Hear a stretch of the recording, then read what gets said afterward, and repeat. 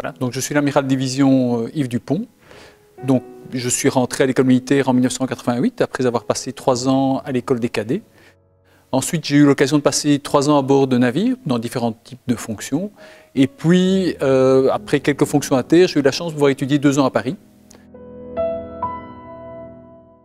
Bij de KMS is de eerste dag dat het daartoe komt. Het is toch wel heel eigenaardig om daartoe met een hoop andere leerlingen. Die komen ofwel van de burgerij, die kwamen ook van andere landen. Dat was toch wel voor het eerste keer dat ik geconfronteerd was met vooral kameraden die kwamen van Afrika, Centraal-Afrika. Zeker in de jaren 80, Rwanda, Burundi, Congo. Dat waren allemaal mensen die bij ons in de klas waren.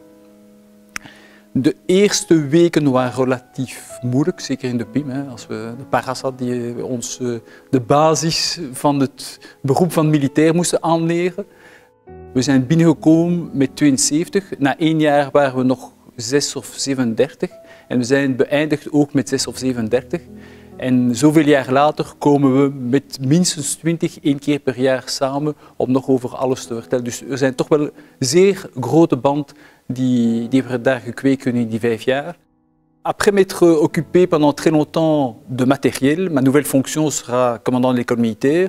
Et là, finalement, si le matériel est important, ou en tout cas un lien dans le cadre de la partie de la recherche, le plus important, finalement, c'est le caractère humain. C'est de voir comment est-ce que les jeunes de demain vont pouvoir, de façon nouvelle, appréhender des valeurs qui sont peut-être pour certains un peu anciennes, avec une manière moderne de pouvoir s'exprimer dans un environnement qui change quand même rapidement et qui n'est pas, je ne veux pas dire qu'il n'est pas positif, mais qui demande plus d'explications. Je crois qu'il y a 30 ou 40 ans, on disait les choses et puis elles étaient ce qu'elles étaient, on les acceptait. Maintenant, il faut non seulement les dire, mais aussi pouvoir les expliquer et pouvoir se faire comprendre.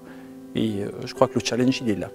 Donc je voudrais dire aux élèves de l'école militaire, mais aussi aux cadres et à tous les gens qui travaillent dans ces institutions, que ce que j'espère, c'est qu'ils pourront atteindre les rêves qui se sont fixés.